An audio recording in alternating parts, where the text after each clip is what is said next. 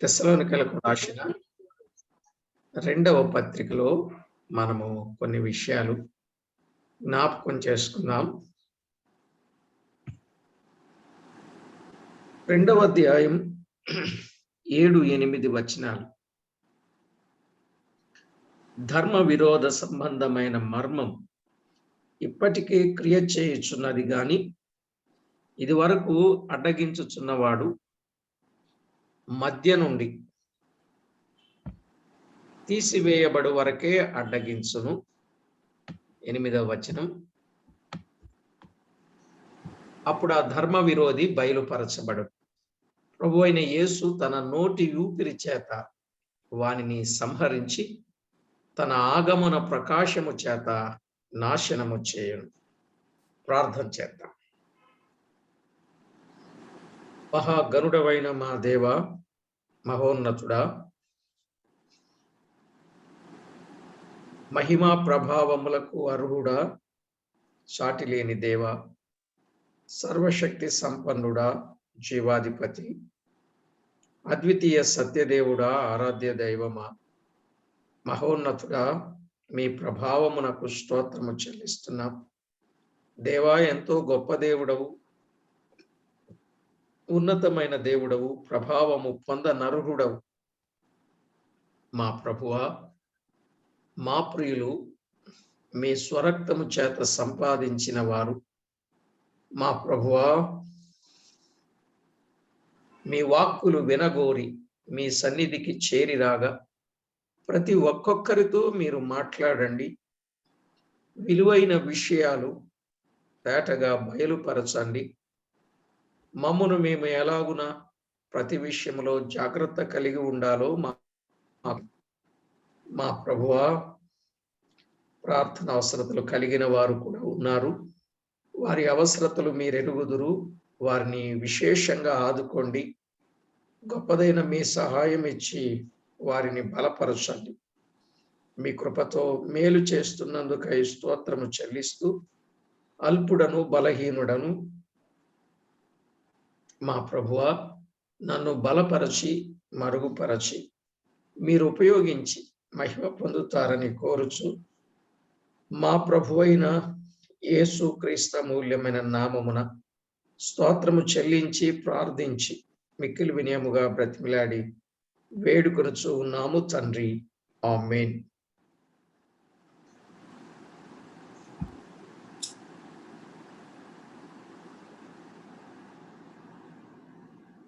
ప్రభునందు ప్రియులారా, మనం చదువుకున్న ఈ వచన భాగాల్లో గత 2 వర్తమానాలు మనం ఇదే స్థలములో నుండి మనం విన్నాం. ధర్మ విరోధ సంబంధమైన మర్మం ఇప్పటికే క్రియ చేయుచున్నది అనే విషయాన్ని మనం వింటూ వచ్చాం. నిజమే, ధర్మ విరోధ సంబంధమైన మర్మం. ఆ ధర్మ విరోధ సంబంధమైన వ్యక్తి లేక ఎవరు అని అన్నప్పుడు అతడు సాతానని, అతడు అపవాది అని, అతడు వాయుమండల సంబంధమైన దేవతని, యుగ సంబంధమైన దేవతని, మరణము యొక్క బలము గలవాడని, వెలుగుదూతని, దుష్టుడని, శోధకుడని, అబద్ధికుడని, అబద్ధమునకు జనకుడని, అపోల్లోయోనని, బయల్జేబులని, బెలియాలని, నరహంతకుడని, శత్రువని, గర్జించు సింహమని, మకరమని, ఘటసర్పమని, తేజో నక్షత్రమని, వేకువ చుక్కని, లూసిఫర్ అని, ఇలా చాలా పేర్లు మనం ఇప్పటికే విన్నాం. దాదాపు 36 పేర్లు వరకు కూడా మనం విన్నట్టుగా నాకు గుర్తుంది. సరే, ఏదేమైనా ఇప్పుడు వాని యొక్క కార్యకలాపాలు ఎలా ఉంటాయి, వాని కార్యాలను జరిగించడానికి వాని వ్యవస్థలు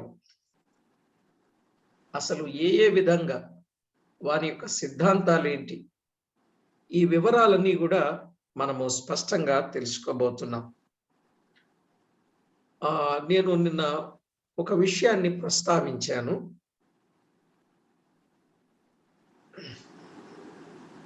ఇతనికి అబద్ధపు త్రిత్వము కూడా ఉంది అని చెప్పాను. అబద్ధపు త్రిత్వం కలిగిన వాడుగా ఇతనిని గూర్చిన సంగతులు చూస్తాం. ప్రకటన గ్రంథం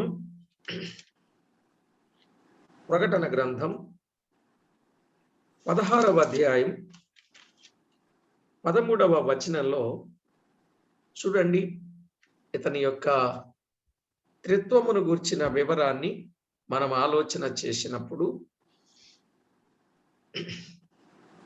మరియు ఆ ఘట సర్పము నోట నుండి, క్రూర మృగము నోట నుండి, అబద్ధ ప్రవక్త నోట నుండి కప్పల వంటి 3 అపవిత్రాత్మలు బయలు వెడలగా చూచి తిని. ఇక్కడ 3 అపవిత్రాత్మలు అని అన్నాడు. ఎక్కడి నుంచి? ఘట సర్పము నోట నుండి, క్రూర మృగము నోట నుండి, అబద్ధ ప్రవక్త నోట నుండి. ఇదేనండి సాతాను యొక్క త్రిత్వం. ఘట సర్పం, క్రూర మృగము, అబద్ధ ప్రవక్త. తేటగా చెప్పాడు. ఈ 3 అపవిత్రాత్మల నుండి అన్నాడు.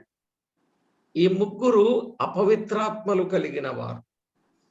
ఇది సాతాను యొక్క త్రిత్వమై ఉన్నది.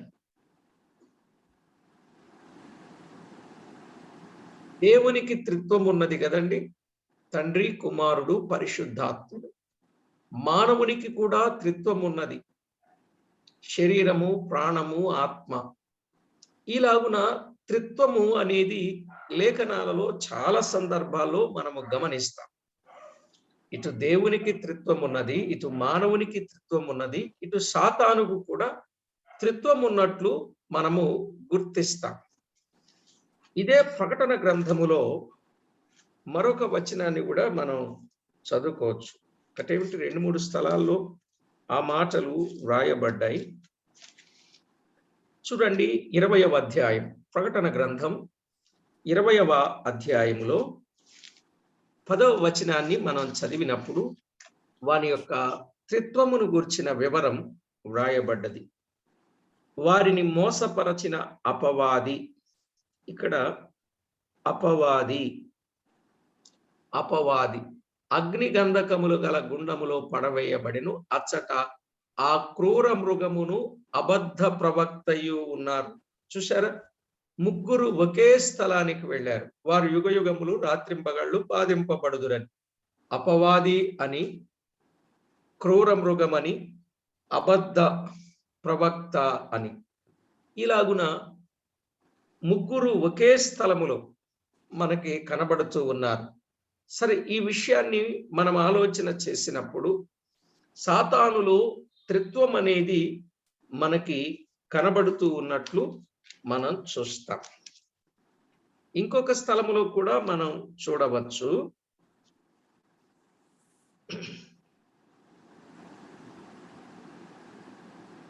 ప్రకటన గ్రంథం 13వ అధ్యాయం 2వ వచనం కూడా మనం చదువుకున్నప్పుడు, నేను చూచిన ఆ మృగము చిరుత పులిని పోలి ఉండెను. ఆ మృగము చిరుత పులిని పోలి ఉండెను. దాని పాదములు ఎలుగుబంటి పాదములు, దాని నోరు సింహపు నోరు వంటిది.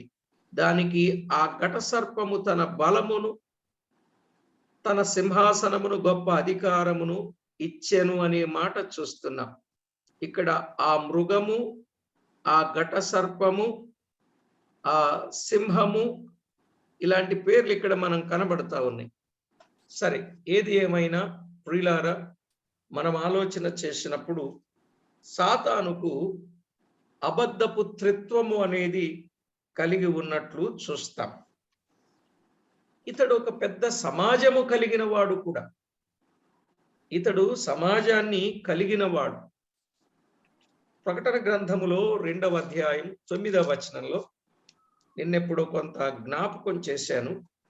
2:9లో సాతాను సమాజపు వారి వలన నీకు కలుగున దూషణ నేనెరుగుదును అన్నాడు. ఇక్కడ సాతాను సమాజపు వారి వలన అంటే ఇతనికి సమాజము ఉన్నట్లుగా మనకు అర్థమవుతుంది కదా. ఏ సమాజం అది? సాతాను సమాజం అనే మాట చూస్తున్నాం. అలాగే ప్రకటన గ్రంథములో 2వ అధ్యాయం 24వ వచనంలో ఇతడు కొన్ని మర్మములు కలిగిన వాడుగా ఉన్నాడు. మర్మములు కలిగిన వాడుగా, గూఢమైన సంగతులు గలవాడుగా. 2:24లో చూడండి, అయితే తుయితరులో కడమవారైన మీతో అనగా ఈ బోధను అంగీకరింపక సాతాను యొక్క గూఢమైన సంగతులను ఎరుగుదుమని. ఇది సాతాను యొక్క గూఢమైన సంగతులు అంటే తన మర్మములన్నమాట. సాతాను కొన్ని మర్మములు కలిగిన వాడుగా ఉన్నాడు. ఒక విధంగా చెప్పాలంటే అంత మేలు చేసినట్టు కనపడతాడు, కానీ అంత కీడే చేస్తాడు. ఉపకారం చేసినట్టుగా కనపడతాడు, కానీ అంత అపకారమే చేస్తాడు. ధనాపేక్షను కప్పిపెట్టే మాటలు మాట్లాడిస్తా ఉంటాడు. ఇక ఇతనికి కొన్ని మర్మములు ఉన్నాయి. పైకంతా మంచిగానే ఉన్నట్టుంటది, కానీ లోపల మాత్రం చాలా కుయుక్తి, క్రూరమైన తోడేలు అని మనము అర్థం చేసుకోవాలి.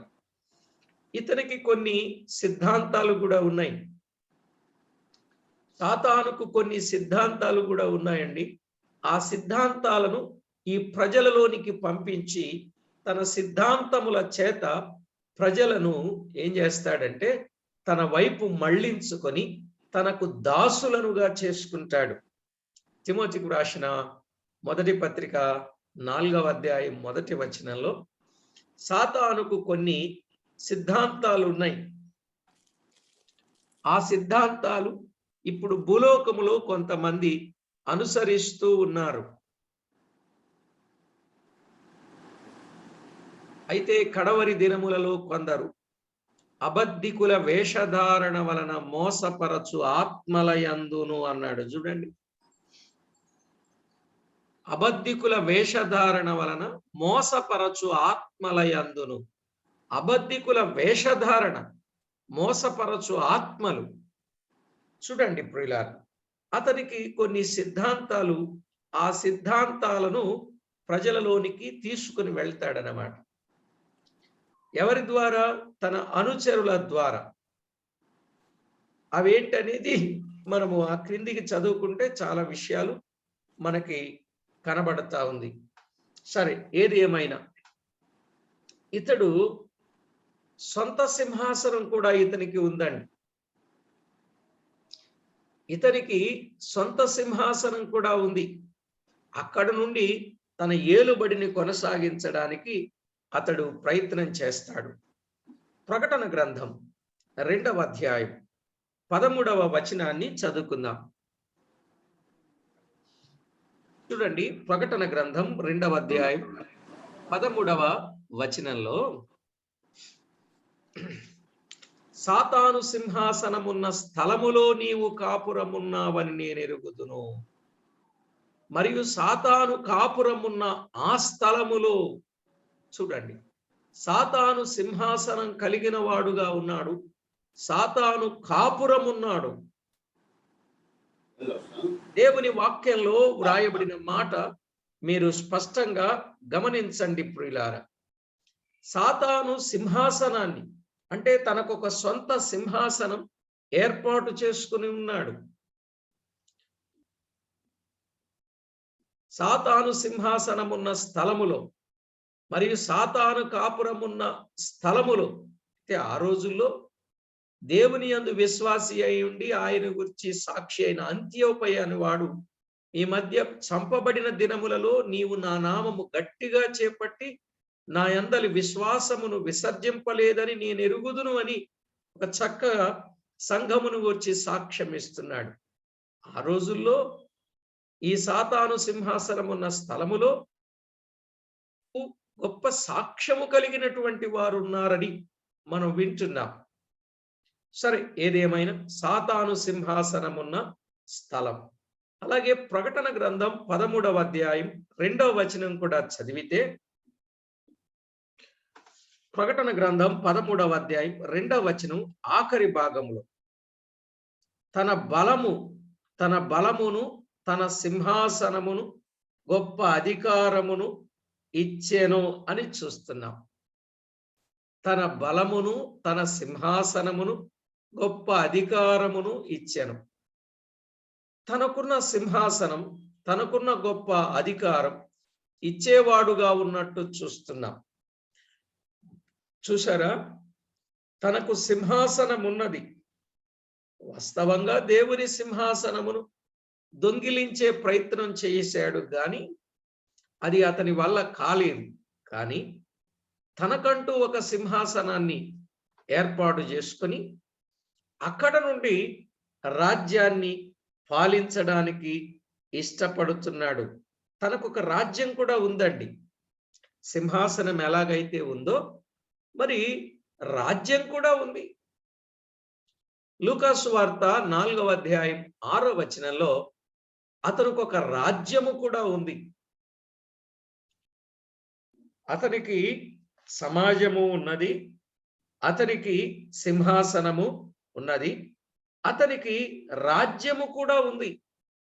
చూడండి, యేసు ప్రభు దగ్గరకు వచ్చి యేసు ప్రభువుకే ఆశ చూపిన వాడుగా కనబడుతూ ఉన్నాడు. ఏమని? ఈ అధికారమంతయు ఈ రాజ్యముల మహిమయు నీకిత్తును, అది నాకు అప్పగింపబడి ఉన్నది, అది ఎవరికి నేను ఇయ్యగోరుదునో వానికిత్తును అని చెప్పాడు. ఈ రాజ్యముల మహిమ నీకిస్తాను అంటున్నాడు. రాజ్యము ఉన్నది, వానికి మహిమ కూడా ఉన్నదని వాడు చెప్తున్నట్లుగా మనం చూస్తున్నాం. అధికారం ఉంది, రాజ్యం ఉన్నది, మహిమ ఉన్నది. నేను ఎవరికి ఇవ్వాలనుకుంటున్నానో వారికి ఇస్తానంటున్నాడు. చూడండి ప్రియులారా, ఎలాగున ఆశ చూపి మోసం చేయాలని ప్రయత్నం చేస్తున్నాడు. అతనికి రాజ్యము ఉన్నది, అంతేకాదు అతనికి ఆరాధికులు కూడా ఉన్నారు. అతన్ని ఆరాధించే ఆరాధికులు కూడా ఉన్నారు. ఈ ధర్మ విరోధ సంబంధమైన మర్మం అని చెప్పుకుంటున్నామే, ఈ ధర్మ విరోధికి ఆరాధికులు కూడా ఉన్నట్లు దేవుని వాక్యం తేటగా చెప్తా ఉంది. ప్రకటన గ్రంథం 13వ అధ్యాయం 4వ వచనంలో ఆ మాటలు మనము తేటగా గమనించవచ్చు. ప్రకటన గ్రంథం 13వ అధ్యాయం 4వ వచనం. ఆ మృగమునకు అధికారం ఇచ్చినందున వారు ఆ ఘట సర్పమునకు నమస్కారము చేసిరి, మరియు వారు ఈ మృగముతో సాటి ఎవడు, దానితో యుద్ధము చేయగలవాడెవడు అని చెప్పుకొనుచు ఆ మృగమునకు నమస్కారము చేసిరి. చూశారా, సాతానుకు నమస్కారము చేస్తున్నారంటే వీళ్ళంతా కూడా వర్షిపర్స్ అన్నమాట. Satan worshippers. వీళ్ళు సాటాన్కు ఆరాధన చేస్తున్నారు.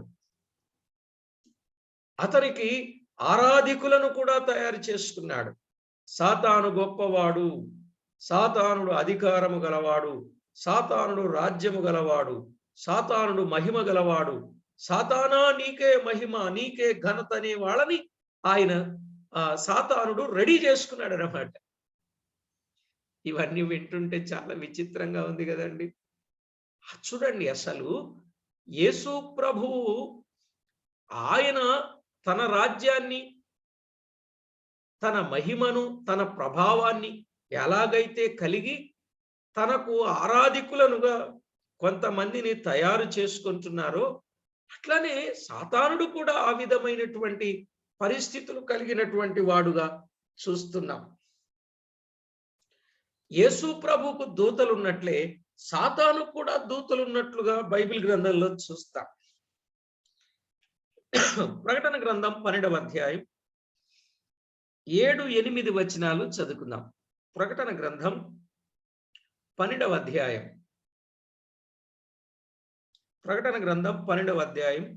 7-8 వచనాలు. అంతటా పరలోకమందు యుద్ధము జరిగెను. మిఖాయేలు అతని దూతలను ఆ ఘట సర్పముతో యుద్ధము చేయవలనని ఉండగా 8వ వచనం, ఆ ఘట సర్పమును దాని దూతలను యుద్ధము చేసిరి గాని గెలువలేకపోయిరి, గనుక పరలోకమందు వారికి స్థలము లేకపోయెను. చూడండి ప్రియులారా, ఇది ఎలా ఉందో. వారికి దూతలున్నట్లుగా చెప్తా ఉంది బైబిల్. ఆ ఘట సర్పమును దాని దూతలను యుద్ధము చేసిరి అంటే పోగు చేసుకున్నాడు తన దూతలను, చివరికి గెలవలేకపోయాడు. ఇక పరలోకమందు స్థలము లేక పోయెను అనే మాట చూస్తున్నాం. సాతానుడు పరలోకానికి కూడా వెళ్ళి వస్తూ ఉంటాడు అని మనకు అర్థమవుతుంది కదా. ఏమండి, ఇటు అటు తిరిగే పని ఎవరిది? సాతానుది కదా. మనకు తెలుసు, చాలా వచనాలు ఇటు అటు తిరుగుతూ ఉంటాడన్నమాట. అయితే ఇక్కడ మనం చూస్తే వానికి దూతలు కూడా ఉన్నారండి. ఏదైనా సమయం వచ్చినప్పుడు వాళ్ళందరితో పాటు వెళ్ళి దాడి చేసేయడానికి వానికి దూతలు ఉన్నారు. ఇప్పుడు చూడండి, కొంతమంది నాయకులు వెనకాల కొంతమంది దూతల్ని ఎప్పుడు పోషిస్తూ ఉంటారు. ఎందుకని? సమయం వచ్చినప్పుడు వీళ్ళు ఆయన పక్షంగా పోరాట పటిమను సలపడం కొరకై అలాగున చేస్తూ ఉంటారు. సరే, నేను ఈ విషయాలు చెప్పడంలో ప్రియులారా, ఇతడు దూతలను కలిగిన వాడుగా గమనిస్తున్నా. ఇతనికి దూతలు కూడా ఉన్నారు అంటే ఇతని బృందం ఎంత గొప్పదిగా ఉందో మీరు ఆలోచన చేయండి. అంతేకాదు, ఇతనికి బోధకులు కూడా ఉన్నారట. ఇతని గురించి బోధ చేసేవాడు. ఏమని? సాతానుడు మంచోడు, సాతానుడు యోగ్యుడు, సాతానుడు ఇంకెట్లనో చెప్తారన్నమాట ఇక వాళ్ళు కదా. చూడండి, వారికి బోధకులు కూడా ఉన్నట్లు కొరింథీయులకు రాసిన 2వ పత్రిక 11వ అధ్యాయం 15వ వచనాన్ని చదువుకుందాం. కొరింథీయులకు రాసిన 2వ పత్రిక 11వ అధ్యాయం 15వ వచనం.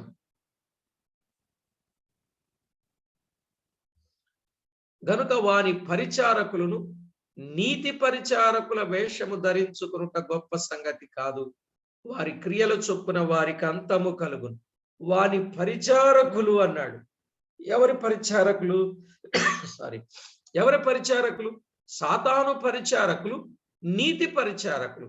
అంటే వారు నీతి బోధలు చేస్తూ ఉంటారు. అబ్బో, వారు చేసే నీతి బోధలకు ప్రజలు ఇట్టే పడిపోతా ఉంటారన్నమాట. అసలు దేవుడే మాట్లాడాడా అన్నట్టుగా మాట్లాడతారు.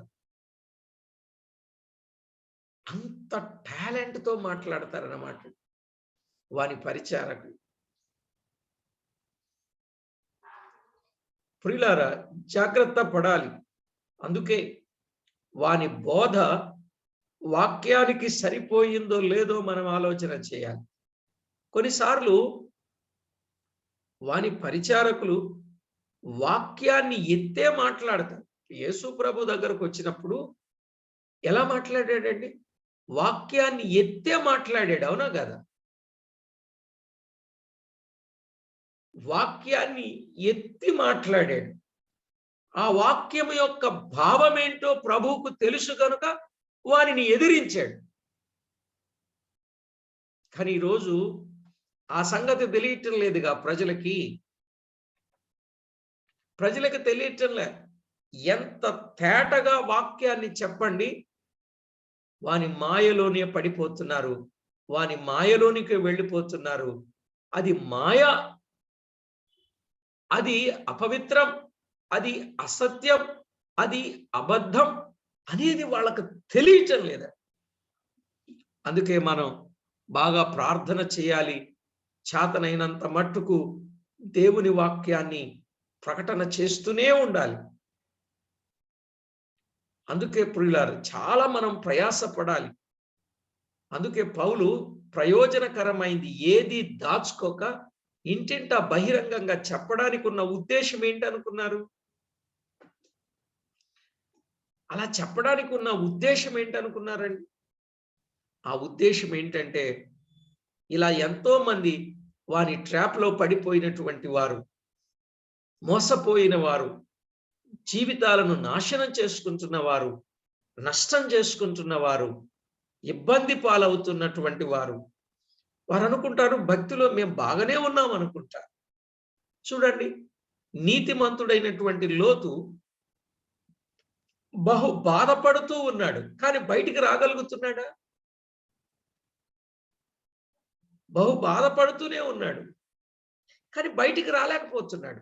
ఇలా చాలా మంది బాధపడుతూ ఉన్నారు, బయటికి రాలేని వారుగా ఉన్నారు.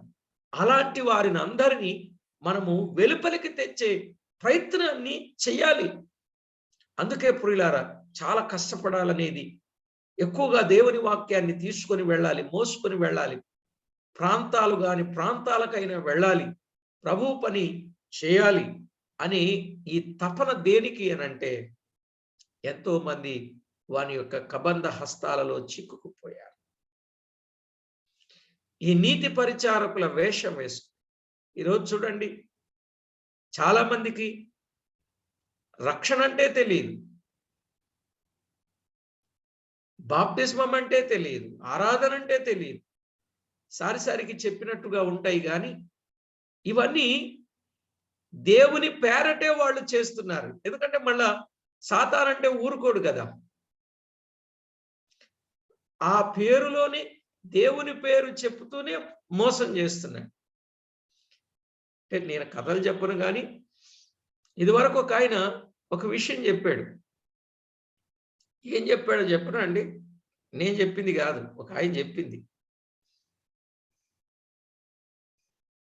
సాతాను సమాజాన్ని పిలిచి కమిటీ మీటింగ్ పెట్టాడట. భూలోకములో క్రైస్తవులందరూ కూడుకున్నారు, వారి పనిని మనం పాడు చేయాలని వారు ప్రయత్నం చేశారట. ఎట్లా చెయ్యాలా అని ఆలోచన చేసినప్పుడు సాతాను అనుచరుడు ఒకడు వెళ్ళి అన్నాడట సాతానుతో మీటింగ్లో, నేను అక్కడ మీటింగ్ లేకుండా చెల్లాచెదురు చేసేస్తానన్నాడట. వాళ్ళు ఊరుకోరు, మీటింగ్ జరగకపోతే వాళ్ళు ఊరుకోరు, గట్టిగా ప్రార్థనలు చేస్తారు, చాలా ఇబ్బంది అయిపోతుంది, అలా కాదు. మరి నువ్వేం చేస్తావు? నేను ఇంకొకటి వచ్చాడండి, నేను అలా కాదు, మీటింగ్ జరగనిస్తాను, దేవుని మాటలు విననీయకుండా వాళ్ళని వేరే వేరే విధంగా వారి ఆలోచనలు మలిచేస్తాను అన్నాడండి. ఇది కొంత బెటర్గానే ఉంది, కానీ అయినా వాళ్ళు చాలా గట్టిగా చెప్తారు, చాలా ఖచ్చితంగా చెప్తారు, అప్పుడు తప్పదు అని అన్నాడు. అప్పుడు ఇంకొక అనుచరుడు లేచి అన్నాడట, ఏమన్నాడంటే, ఇదిగో నేను మీటింగ్కి రానిస్తాను, వాక్యాన్ని విననిస్తాను, వాళ్ళు ఎంత చెప్పినా ఆ మాటలు నమ్మకుండగా చేస్తానన్నాడట. శబాష్ అన్నాడంట సాతానుడు. ఏమండి, వేరే వాళ్ళు చెప్పింది నేను చెప్పింది కాదు, శబాష్ అన్నాడంట. అంటే వాని ఉద్దేశం ఏంటి? మీటింగ్ జరగాలి, దేవుని మాటలు వినాలి, కానీ నమ్మకూడదు. నిజంగా ఎన్ని రోజుల నుంచి వాక్యాన్ని చెప్తున్నాం మనం? ఎంత కాలము నుండి దేవుని వాక్కులు వింటున్నామండి? కానీ ఆ ప్రకారంగా చేయడానికి ముందుకొచ్చే వాళ్ళు ఈనాడు ఎంతమంది కనబడుతున్నారు? నాకు అనిపిస్తా ఉంది, నిజంగా వాడు అలాంటి పనే చేయడం మూలానే సత్యంలో నిలిచి సత్యం కొరకు బ్రతికి సత్యాన్ని కొనసాగించలేని వారుగా ఉన్నారు. పరిస్థితులకు లోనైపోతున్నారు. ఎటు పడితే అటు గాలి వస్తే, ఎటు వస్తే గాలి అటు తిరిగిపోతున్నారు. ఎందుకు అనంటే అంతే, అలాగున జనాలను డైవర్ట్ చేయడానికి పూనుకుంటున్నాడు. అందుకే ప్రియులారా, మనము చాలా గట్టిగా నిలబడాల్సింది, దేవునికి మహిమ ఆపాదించాల్సింది. ఈవేళ నీతి పరిచారకుల వేషం వేసుకున్నారండి చాలా మంది. వారు బైబిల్ సంగతులే చెప్తారు, బైబిల్లో నుండే చెప్తారు, కానీ అది మనం నిజం అనుకుంటాం. మనం నిజమనుకుని వాళ్ళ ఆలోచనల వైపు వెళ్ళిపోయే ప్రమాదం. అందుకే మనం వాళ్ళది నిజం కాదని మనకు ఎలాగ అర్థమవుద్ది అనంటే, లేఖనాలు బాగా తరచి తరచి తరచి తరచి చదివినప్పుడు మనకు అర్థమవుద్ది. ఏదో ఒక్క వచనం కాదు. పాత నిబంధన ఛాయ ఉండాలి. క్రొత్త నిబంధనలో యేసు ప్రభు చెప్పుండాలి. కార్యాలలో అది అనుసరించుండాలి. పత్రికల్లో అది హెచ్చరించి ఉండాలి. ఈ నాలుగింట్లో నుండి తీసుకున్నప్పుడే అది సత్యం అని మనకు అర్థమవుద్ది. అందుకే దేవుని వాక్యంలో కొంత ఇచ్చట, కొంత అచ్చట, కొంత ఇచ్చట వ్రాయబడింది. అదంతా మనము క్రోడీకరించుకోవాలి. అదంతా మనం పోగు చేసుకోవాలి.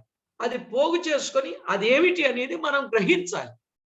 అలా లేకపోతే ఒక వచనాన్ని పట్టుకొని అలా వెళ్ళిపోతాం. మొన్న ఇలాగే సేవకుల సదస్సులో ఒక ఆయన అంటాడు,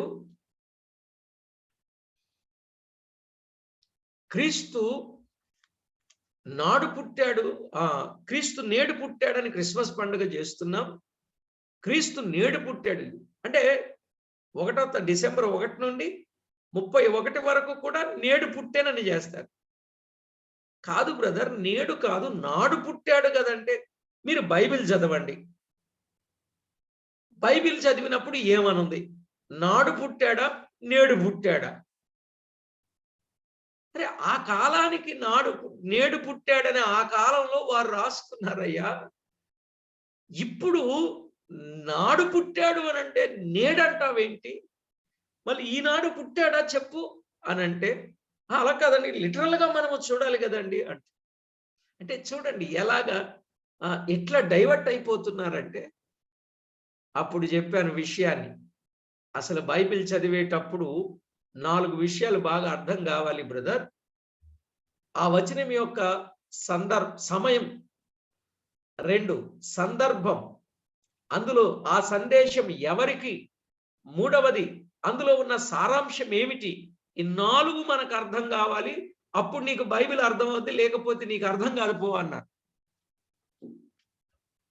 అర్థమైందండి? బైబిల్ గ్రంథం చదివేటప్పుడు మనము అర్థం చేసుకోవాల్సింది ఏంటి? 1 సమయం, 2 సందర్భం, 3 సందేశం ఎవరికి, 4వది అందులో ఉన్న సారాంశం ఏమిటి. ఈ 4 విషయాలు తెలుసుకోకపోతే నీకు బైబిల్ అర్థం కాదు. లేకపోతే క్రీస్తు నేడు పుట్టాను అని చదువుకొని పండగ చేసినప్పుడు అలా నేడు అంటున్నావు. క్రీస్తు నాడు పుట్టాడా, నేడు పుట్టాడా? ఇక వితండవాదం కాకపోతే ఏంటండి అది? ఇలా ఎంతో మంది ఉన్నారు. ఆ తర్వాత సహోదరుడు తెలుసుకున్నాడు.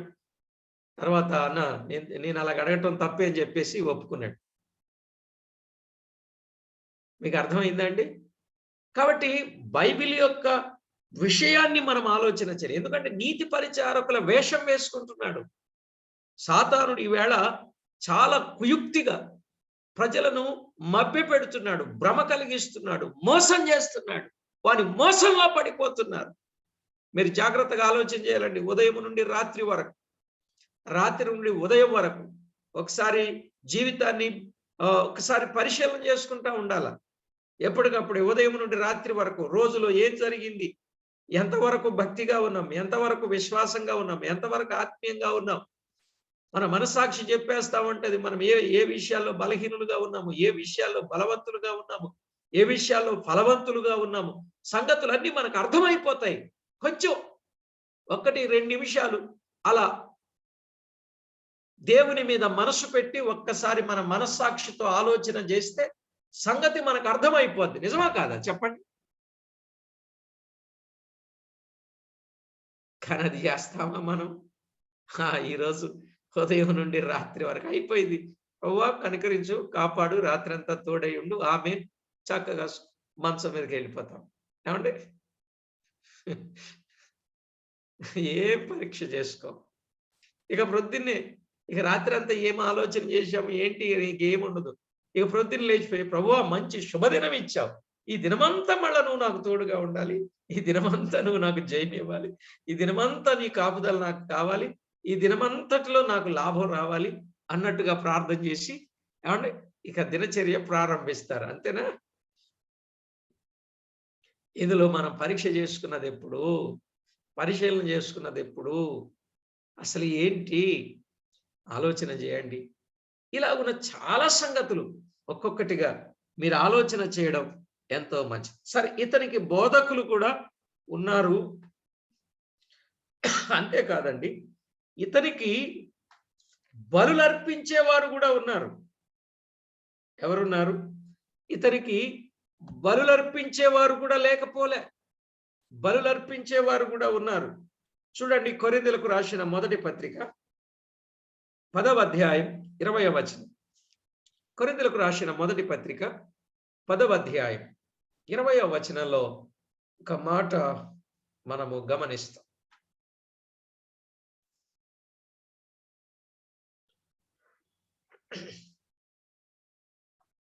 ఓకే,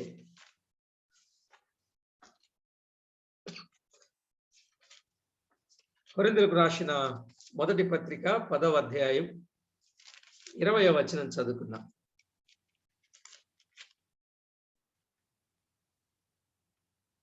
లేదు గాని అన్యజనులు అర్పించు బలులు దేవునికి కాదు, దెయ్యములకే అర్పించుచున్నారని చెప్పుచున్నాను.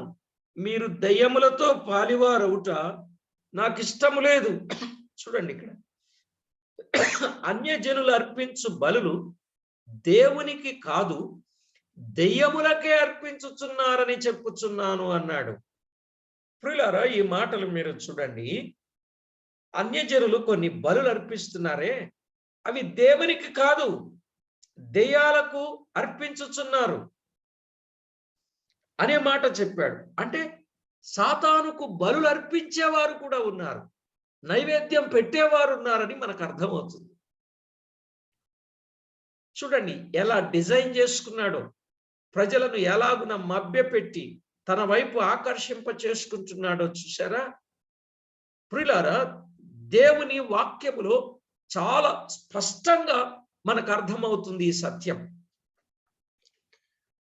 జీవము గల దేవుని వాక్యంలో సాతాను యొక్క సంగతులు మనం ఆలోచన చేస్తే, ఒకటి, ఇతనికి త్రిత్వము ఉన్నది, అబద్ధపు త్రిత్వం.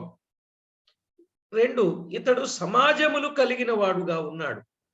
3, ఇతడు మర్మములు కలిగిన వాడుగా ఉన్నాడు. 4, ఇతడు కొన్ని సిద్ధాంతములు కలిగిన వాడుగా ఉన్నాడు. 5, ఇతనికి సొంత సింహాసనం కూడా ఉన్నది, ఇతనికి రాజ్యము ఉన్నది, ఇతనికి ఆరాధికులు ఉన్నారు, ఇతనికి దూతలు ఉన్నారు, ఇతనికి బోధకులు ఉన్నారు, ఇతనికి బలులర్పించేవారు కూడా ఉన్నారు, బలులర్పించేవారు కూడా ఉన్నారు. ఇతనికి ఒక సంఘం, ఆ సంఘ సహవాసం కూడా ఉందండి. అర్థమైందా? ఇతనికి సంఘం, ఆ సంఘ సహవాసం కూడా ఉంది. చూడండి, కొరింథీయులకు రాసిన మొదటి పత్రికలో 10వ అధ్యాయం 20-21 వచనంలో 20-21 వచనంలో, లేదు గాని అన్యజనులు అర్పించు బలులు దేవునికి కాదు, దెయ్యములకే అర్పించుచున్నారని చెప్పుచున్నాను. మీరు 20వ వచనం, మీరు దయ్యములతో పాలివారవుట నాకు ఇష్టము లేదు. 21వ వచనం, మీరు ప్రభు పాత్రలోనిది దయ్యముల పాత్రలోనిది కూడా త్రాగనేరరు. ప్రభు బల్ల మీద ఉన్న దానిలోను దయ్యముల బల్ల మీద ఉన్న దానిలో కూడా పాలు పొందనేరరు. ఇక్కడ దయ్యముల పాత్రలోనిది అన్నాడు, దయ్యముల బల్ల మీద ఉన్న దానిలో అన్నాడు. ప్రియులారా, ఇవన్నీ సాతాను సంఘానికి ఇవన్నీ ఒక సిద్ధాంతాలండి. దెయ్యముల పాత్ర, దెయ్యముల బల్ల, శాటన్ చర్చ్ అని చెప్పాను కదా మీకు. వారికి ఇది ఒక ముఖ్యమైన మూల సిద్ధాంతం లాంటిది అన్నమాట. వారికి పాత్ర ఉన్నట్లుగా, వారికి సహవాసం ఉన్నట్లుగా, సహవాసం అంటే బల్ల, వారికి సంఘం ఉన్నట్లుగా. అయితే కొంతమంది ఏం చేస్తున్నారు? ఇందులోనూ పాలివారు అవుతున్నారు, అందులోనూ పాలివారు అవుతున్నారు. అదే కదండి చెప్పింది. మీరు ప్రభు పాత్రలోనిది దయ్యముల పాత్రలోనిది కూడా త్రాగనేరరు.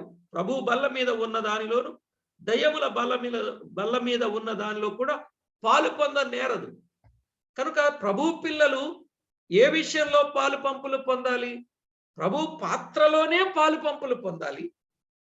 ప్రభు బల్లలోనే పాలు పంపులు పొందాలి. అటు ఇటు పాలు పంపులు పొందకండి.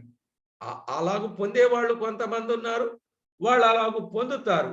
కానీ మీరు మాత్రం చాలా జాగ్రత్త కలిగినటువంటి వారుగా ఉండాలి అనే విషయాన్ని చాలా స్పష్టంగా చెప్తూ ఉన్నట్లు మనము గుర్తిస్తున్నాం.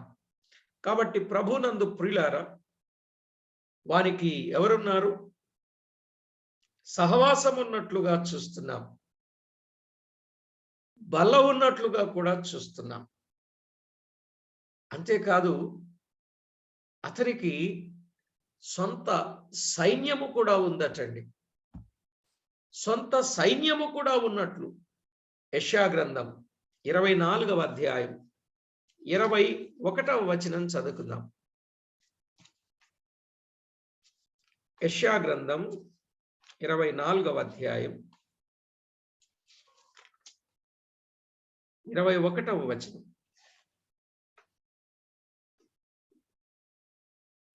ఆ దినమున యెహోవా ఉన్నత స్థలమందున్న ఉన్నత స్థల సమూహమును భూమి మీదనున్న భూరాజులను దండించును.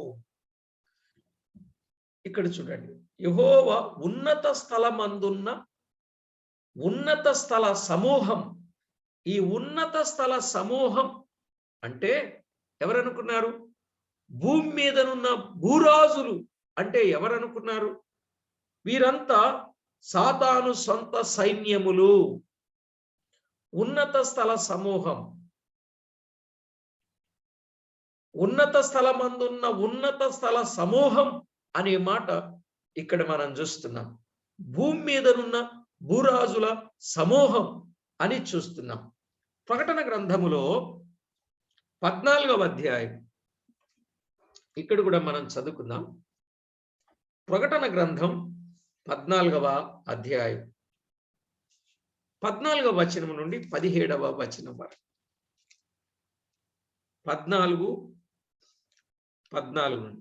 మరియు నేను చూడగా ఇదిగో తెల్లని మేఘము కనబడెను, మనుష్య కుమారుని పోలిన ఒకడు ఆ మేఘం మీద ఆసీనుడై ఉండెను. ఆయన శిరస్సు మీద సువర్ణ కిరీటమును, చేతిలో వాడిగల కొడవలి ఉండెను. 15. అప్పుడు మరి ఒక దూత దేవాలయములో నుండి వెడలు వచ్చి, భూమి పైరు పండి ఉన్నది, కోతకాలము వచ్చినది, నీ కొడవలి పెట్టి కోయుమని గొప్ప స్వరముతో ఆ మేఘం మీద ఆసీనుడై ఉన్నవానితో చెప్పాను. మేఘం మీద ఆసీనుడై ఉన్నవాడు తన కొడవలి భూమి మీద వేయగా భూమి పైరు కోయబడిను. ఇక్కడ తన కొడవలి, ఆగండి, తన కొడవలి భూమి మీద వేయగా భూమి పైరు కోయబడిను. ఇదే సైన్యం. తన కొడవలి భూమి మీద వేయగా భూమి పైరు కోయబడెను అనే మాట చూస్తున్నాం. 17వ వచనంలో కూడా ఇంకొక దూత పరలోకమందున్న ఆలయములో నుండి వెడలి వచ్చెను, ఇతని యొద్దను వాడిగల కొడవలి ఉండెను అనే మాట మనం ఇక్కడ చూస్తున్నాం. 16:16లో కూడా చదివితే అతనికి ఒక సైన్యం ఉంటుంది. 16:16 హెబ్రీ భాషలో హర్మిగిద్దోనను చోటునకు వారిని పోగు చేసెను. చూడండి, ఎక్కడెక్కడి నుంచి? లోకమందంతటా ఉన్న రాజులను పోగు చేయవలనని వారి యొద్దకు బయలు వెళ్ళి. 14వ వచనం, 16, 14, 15 వచనాల్లో ఏమనుంది? చూడండి, దేవుని మహాదినమున జరుగు యుద్ధమునకు లోకమంతట ఉన్న రాజులను పోగు చేయవలనని వారి యొద్దకు బయలు వెళ్ళి హెబ్రీ భాషలో హర్మిగిద్దోనను చోటునకు వారిని పోగు చేసెను, వారిని పోగు చేసెను. చూశారా? వారి సైన్యాన్ని పోగు చేసినట్లుగా మనము చూస్తూ ఉన్నాం. పోగు చేసినట్లు దేవుని వాక్యంలో మనము చూస్తాం.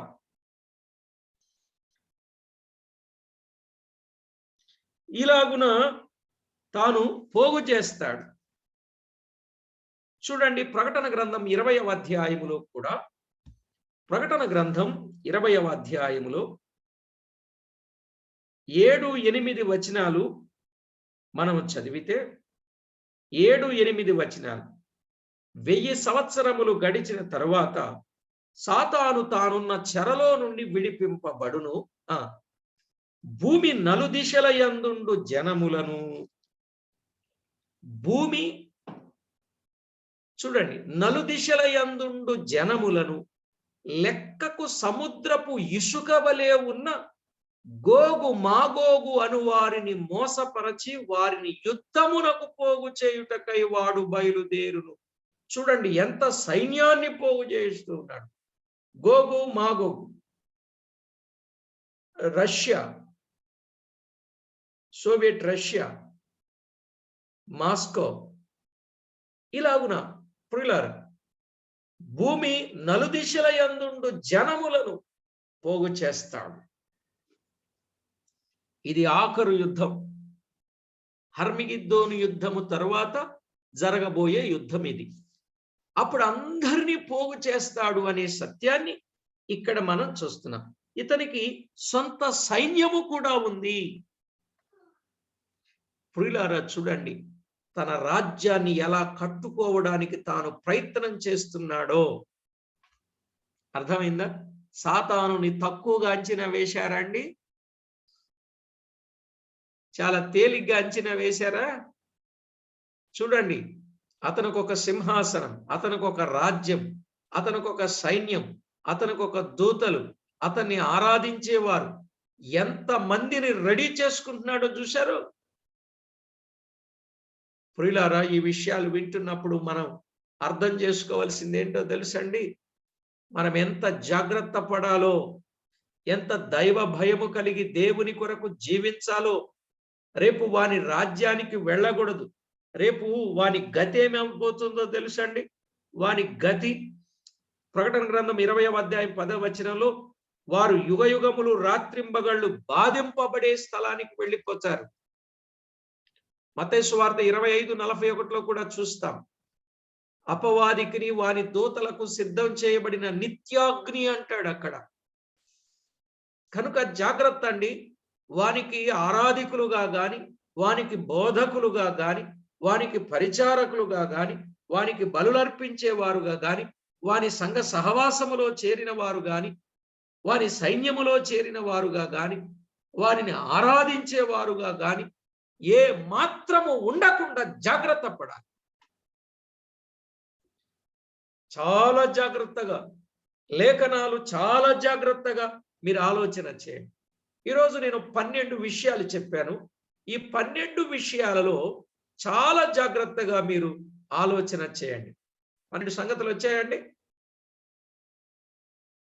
Thank you. జాగ్రత్తగా ఆలోచన చేయండి.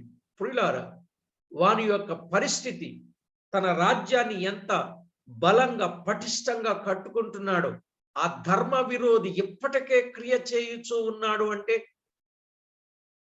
ఆ ధర్మ విరోధి యొక్క మర్మం మనం అర్థం చేసుకుంటున్నాం. ఈ దినాన ఎంతో జాగ్రత్త పడవలసిన వారు.